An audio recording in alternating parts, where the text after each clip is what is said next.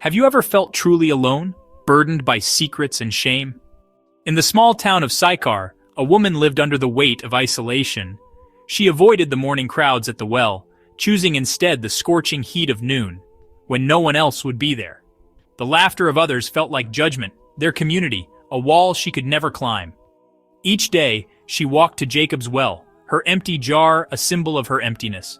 5 marriages had left her with nothing but heartache and rejection. Now she lived with a man who was not her husband. Another secret, another reason to hide. The sounds of village life only deepened her sense of being an outsider. The well was her refuge, but also a place of painful solitude. She carried her shame in silence, believing no one could understand. The sun was her only companion, the heat a shield from cold stares. Every step to the well reminded her of her loneliness. She was thirsty for more than water. She longed for acceptance, for hope. But on this day, her life was about to change. At the well, her story of isolation would meet something unexpected. As she neared the well, she saw a man, unexpected, out of place. A Jewish man, resting where no one should be at this hour. Jews and Samaritans avoided each other, divided by centuries of bitterness. She tried to ignore him, hoping for silence. But then he spoke. "Will you give me a drink?" Shocked, she replied, "You are a Jew and I am a Samaritan woman. How can you ask me for a drink?" His presence broke every social rule, yet his eyes held no judgment.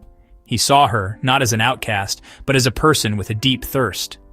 This simple request was the start of something new. He was not there by accident. He had waited for her. The conversation that began with water would soon offer her a new beginning.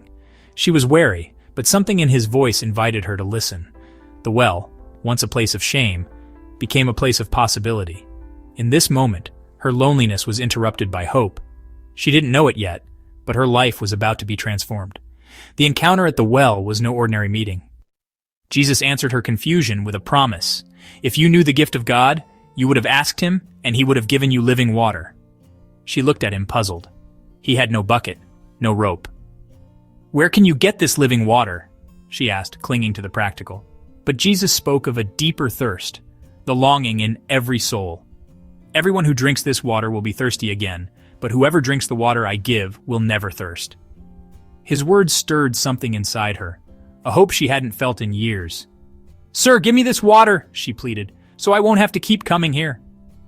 For the first time, she imagined a life without shame, without emptiness. The promise was not about the well, but about a spring of life within her. She didn't fully understand, but she wanted what he offered. The conversation was no longer about water, but about healing. In his words, she heard the possibility of a new beginning. The well became a place of hope. Jesus then said, "Go, call your husband and come back." The words struck her heart, her past exposed. "I have no husband," she replied, hoping to hide her pain. But Jesus knew. "You have had 5 husbands, and the man you now have is not your husband." In that moment, her secrets were laid bare. Yet, instead of judgment, she felt seen, truly seen. He knew her story, her failures, her shame, and he stayed. "Sir, I can see that you are a prophet," she said, awe in her voice.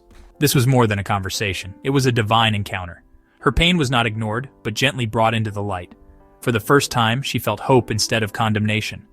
The man before her was no ordinary traveler. He offered truth, not shame. Her understanding shifted. This was a moment of transformation. The well was now a place of revelation. With her heart open, she asked about worship and the coming Messiah. Jesus replied, "I, the one speaking to you, I am he." The truth overwhelmed her. She had met the promised Savior. Her shame was replaced by joy, her loneliness by purpose. She left her water jar behind and ran to the town she once avoided. "Come, see a man who told me everything I ever did.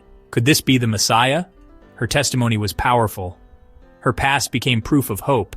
The people listened and followed her to the well. The outcast became a messenger, leading others to living water. Her story reminds us no one is too lost to be found. The well, once a symbol of shame, became a source of life. In her transformation, we see the power of grace. Even the most broken can become bearers of hope.